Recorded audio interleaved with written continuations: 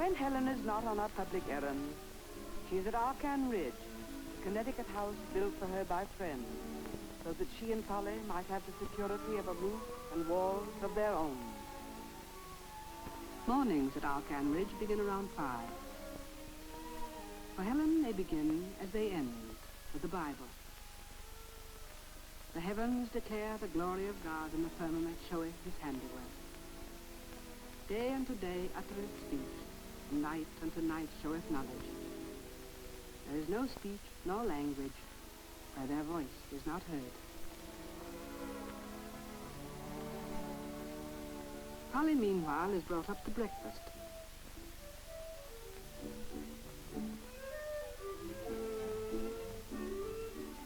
Sometimes something is missing from the tray. Then it is Helen who goes downstairs to fetch it. Polly knows that it pleases Helen to wait upon her when she can. Everywhere else, except in her own familiar house, it is Helen who must be waited upon by Polly.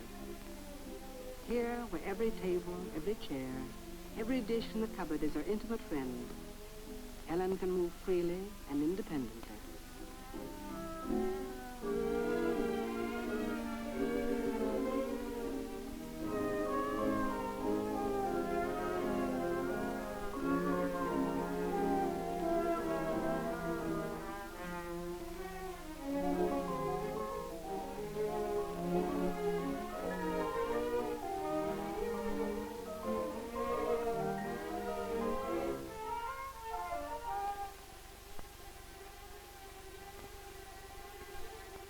Though in this quiet house, Polly need not speak aloud to Helen, she usually does. It helps to drive back the silence.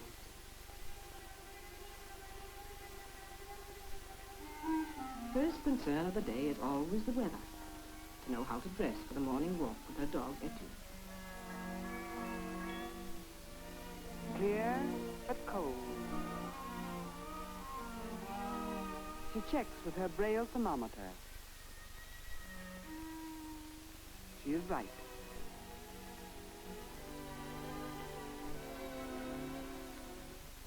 In her dressing, Helen is completely independent. She knows her clothes and where to find them, even to a stray belt.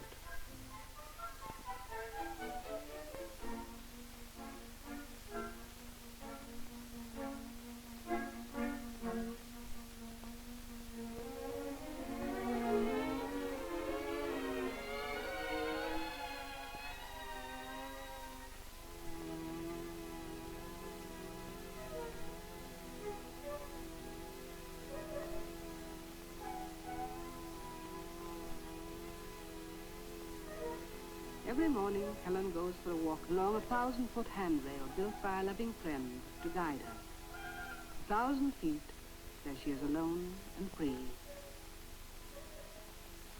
The walk seldom varies, but for Helen it is always full of small, unexpected events.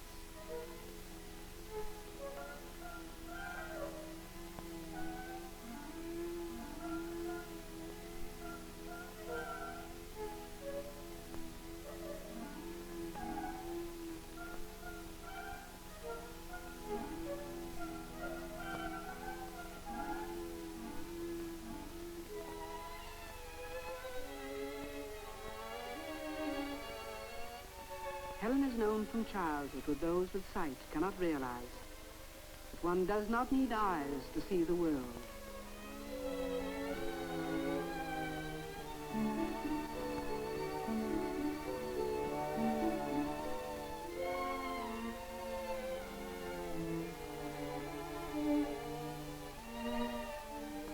The patch of herbs that was here last summer is gone.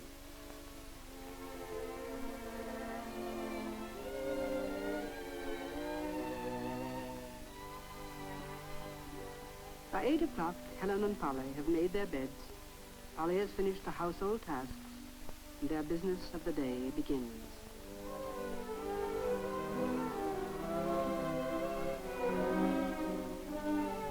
Even at home, they carry the responsibilities and obligations of public figures.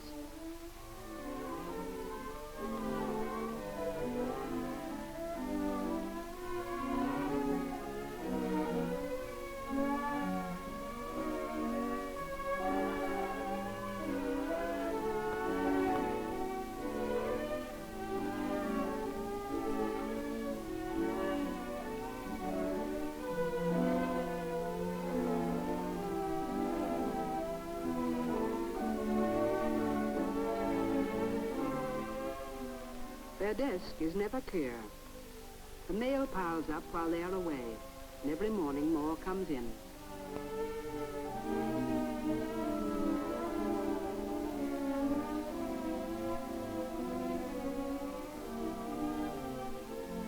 The bulky packages are books in Braille. They must wait.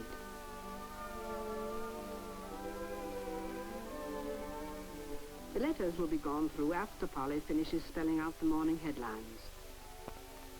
Helen is emphatic about keeping in touch with world events. But the mail looms large. A few of the letters are personal ones from friends. But most of them are requests for something. From New Zealand. Would you kindly send a message to the Royal Blind Institute on the occasion of their opening? From Massachusetts. I have written a pamphlet on teaching the deaf. Please read it and let me have your comments. From India. I am going slowly blind. In the United States is a cure. Can you help me? From New York. I have chosen you as the subject of my term paper. Would you write me a long letter telling me all about yourself? After the mail, Helen goes to her own study to work. There are reports to be made out, speeches and articles to be prepared. So far as possible, she does her own research. She locates her reference books by the Braille lettering along the edge. In her work, she will not indulge herself because she is handicapped. Everyone has his own handicaps, Helen says. It just happens to be the handicap of the blind that they cannot see, of the deaf that they cannot hear.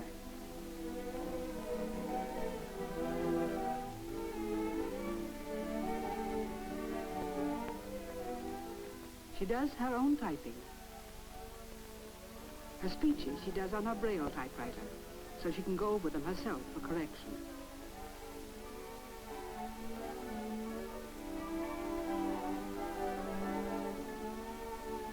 The machine has only 6 keys because all Braille letters are made by the combination and placement of 6 raised dots.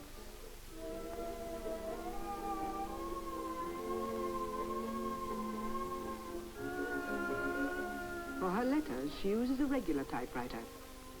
She is fast and accurate, but she has Polly check her letters.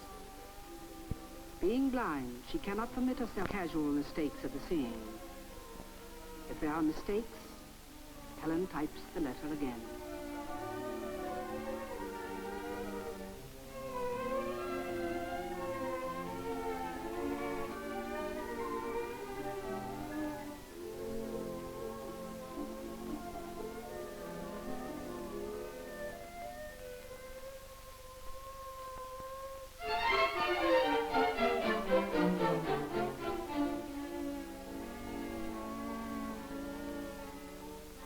From the vibrations of a buzzer, Helen knows when it is time for lunch.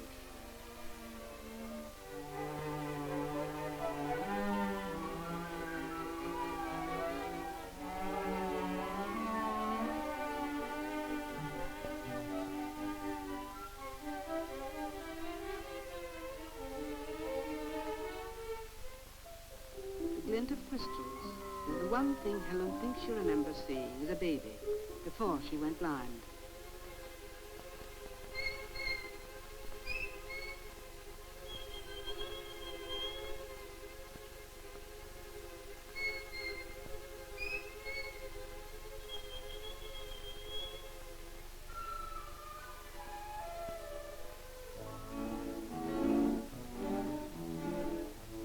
Flowers are among her greatest pleasures.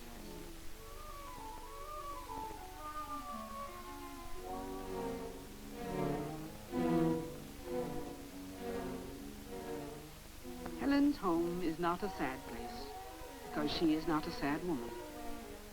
She's extraordinarily gay. She goes toward each new experience with the joy of a child. On weekdays, there are only 3 for lunch: Helen and Polly, and Anne, who comes in to help them with the housework. Their days are too full for social engagement. But at tea time, they relax and catch up with their personal mail. Friends may come in.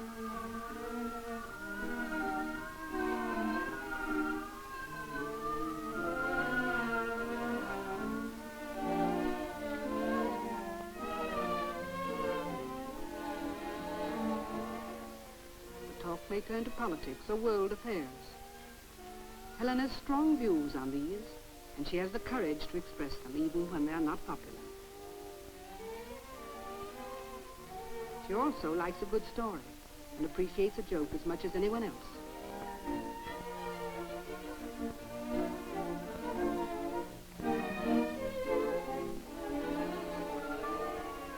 So they spend their days when they're at home. Scarcely a week goes by that Helen's calendar doesn't call them away to a conference or a lecture. In this case, it is to a staff meeting of the American Foundation for the Blind, to which Helen is advisor and counselor. Today, the foundation is submitting for her approval a device for communicating with the deaf-blind and for enabling the deaf-blind to communicate with each other. The keyboard activates little metal prongs that speak directly to the fingertips in Braille. It is perhaps the most direct means yet invented of making contact with those who are both deaf and blind.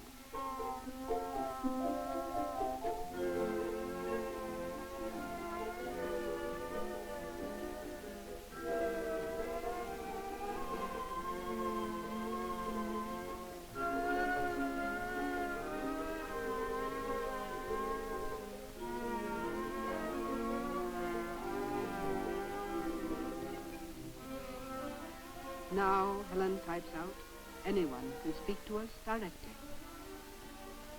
Helen is interested in, partly responsible for, a great deal that is being done to find new ways of helping the handicapped.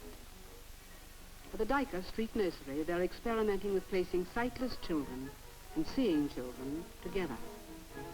It is important to accustom the blind to the give and take of normal, everyday life.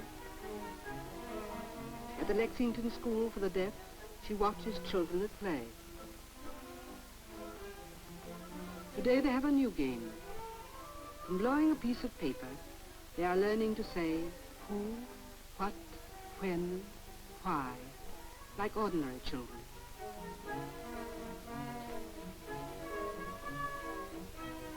In class, she follows the progress of the older girls in learning to talk.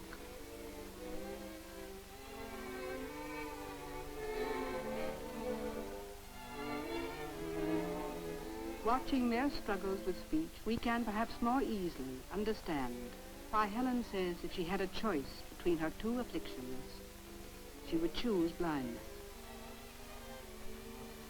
The deaf, cut off from the world both by lack of hearing and lack of speech, need all the encouragement she can give. But perhaps those to whom Helen gives her time most gladly are those who, like herself, are both deaf and blind.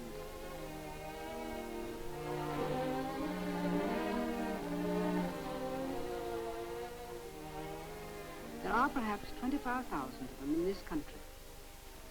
And in the 50 years since Helen graduated from Radcliffe, there is only one other to have achieved a college degree. Robert Smithers of St. John's in Brooklyn.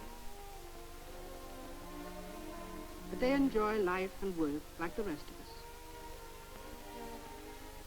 Their fortitude should make us perhaps recall, in respect to our own small difficulties, a truth spoken long ago.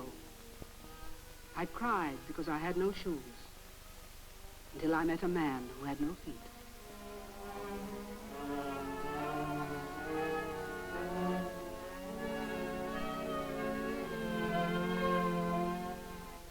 The newly handicapped, the once whole young men who have come back from Korea disabled, these command as much attention from Helen as did their brothers in the Second World War.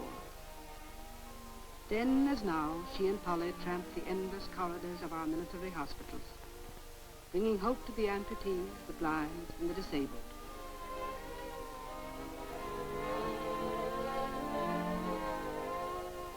Meeting Helen, seeing what she has made of her life, gives them more courage to reshape their own. For her services, she was cited at the close of World War II. Then the leader of our armies, later the leader of the nation, Dwight D. Eisenhower, welcomed her to the White House and thanked her himself. Helen Keller asked the president if she might have the privilege of seeing him.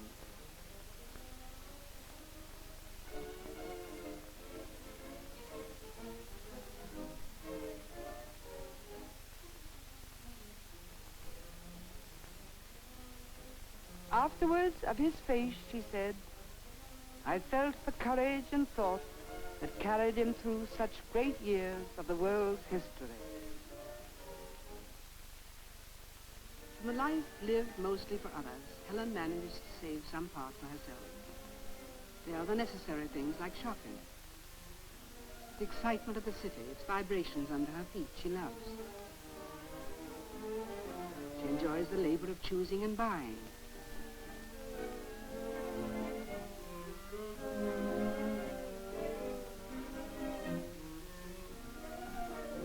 She and Polly must shop with economy. But as they know it is part of Helen's job to look well in public, they must also shop with a great deal of care.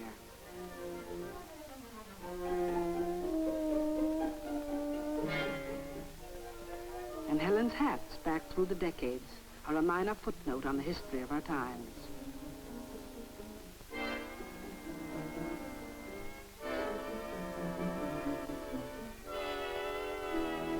Like our hats, the artists she has encountered also summarize an era.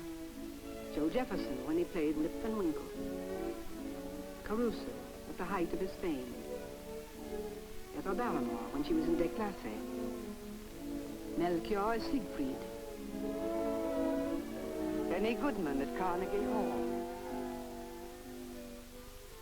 Years ago, the young Heifetz played for her.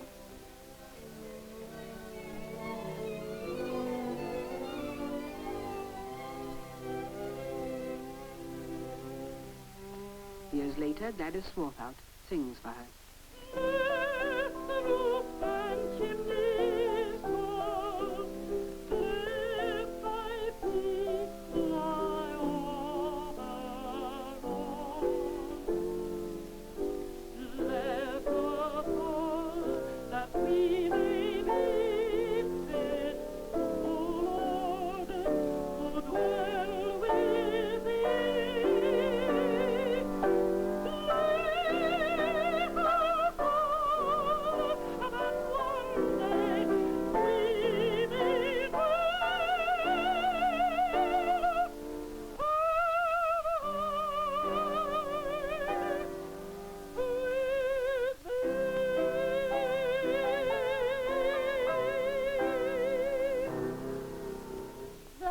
Beautiful. It is like my daily prayer. That is beautiful. It is like my daily prayer. When Helen takes time to relax, she is a merry companion. She is interested in everything and everybody. Spending an evening with Robert Helpman, the dancer, and Guthrie McClintock, the stage director, she seizes the opportunity to catch up with the amusement world. The theater gives her full measure, for she reads a play before she goes to it. Dance forms she must feel, so Robert Helpman volunteers to show her the difference between classical ballet and the modern dance.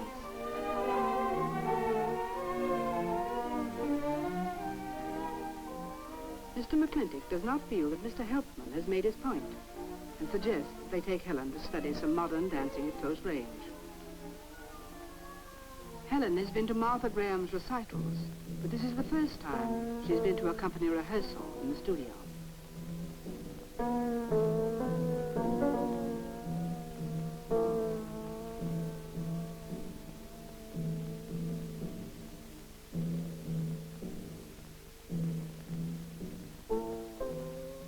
Polly must spell the action into Helen's hand. But she is aware of the rhythm and the movement of the dancers through the vibrations in the floor.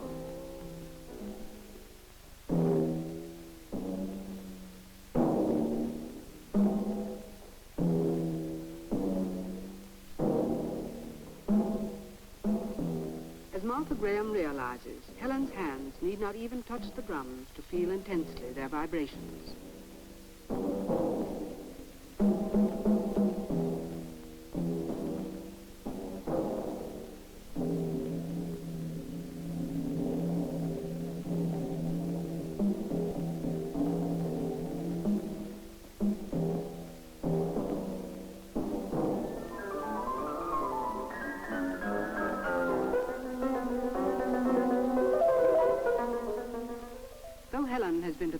performances in a theatre. It is only in a rehearsal room like this that she is able to discover with her hands the line of body and limb that is the living pattern of the dance.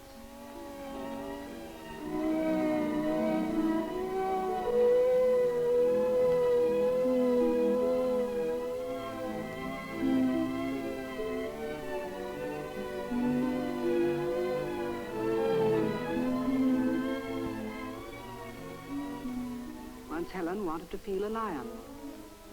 Annie Sullivan informed the zoo. A lion was fed. Helen entered the cage and felt the lion from its head to its tail.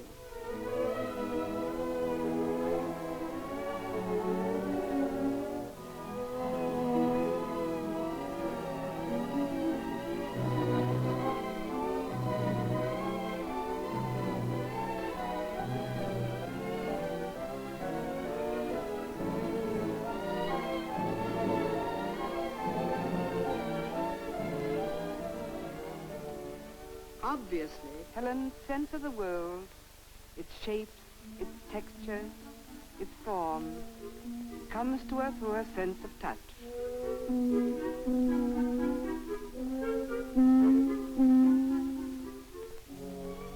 But her knowledge of the world comes to her through books. And for books, she is indebted, as are all the world's sightless, to a blind Frenchman, Louis Braille, by whose invention the blind of all nations can read. It was to honor his memory that Helen, in 1952, went to France. At the Paris office of the Foundation for the Blind, she writes in French the address she is to give on the 100th anniversary of his death. À notre manière, in our way, we, the blind, are as indebted to Louis Braille as mankind is to Gutenberg. Helen's speech is only a part of the world's tribute to a great man. Today, 100 years after his death, is being taken from the little village where he lived to lie for the rest of time in the Pantheon, the burial place of Francis Great. Behind his coffin marches the blind of Paris.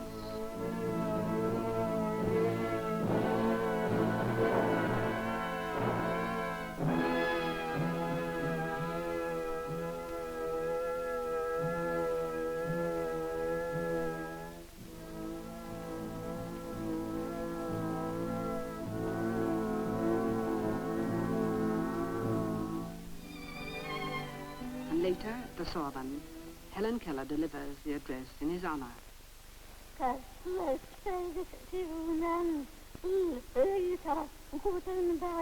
À notre manière, nous, les aveugles, sommes autant redevables à Louis Braille que l'espèce humaine l'est à Gutenberg. Afterward, Helen Keller, Louis Braille's great disciple, is made Chevalier of the Legion of Honor. Nous vous faisons Chevalier de la Légion d'honneur.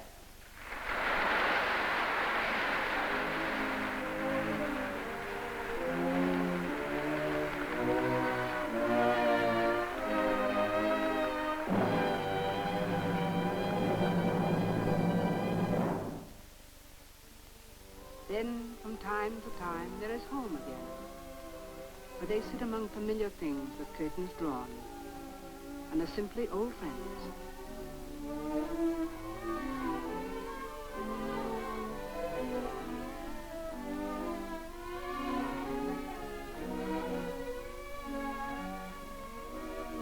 There is peace and quiet. There is music.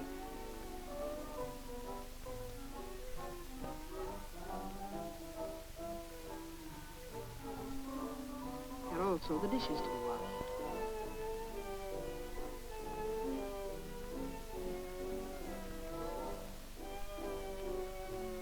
As Polly washes the dishes, Helen shells pecans.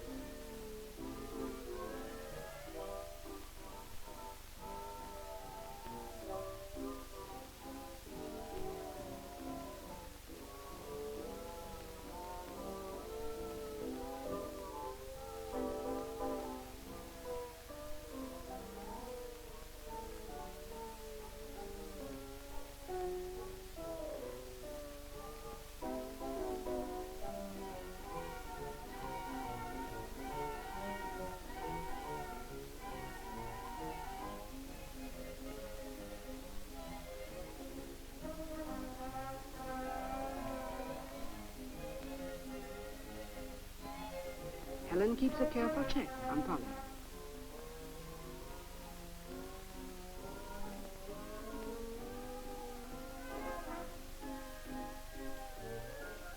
But when the radio is playing, it is hard to keep Helen's hand from her work.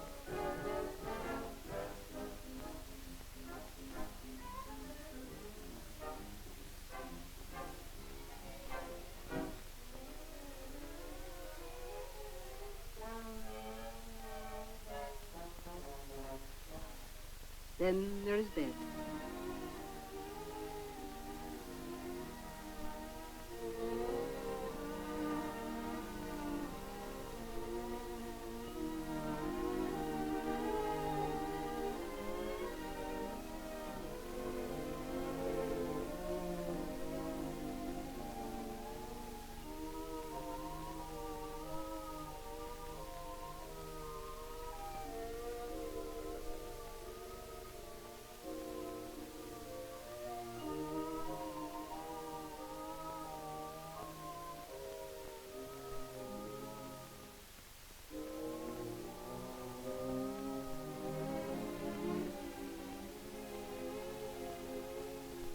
This, then, is the message which we have heard of him and declare unto you. That God is light, and in him is no darkness at all.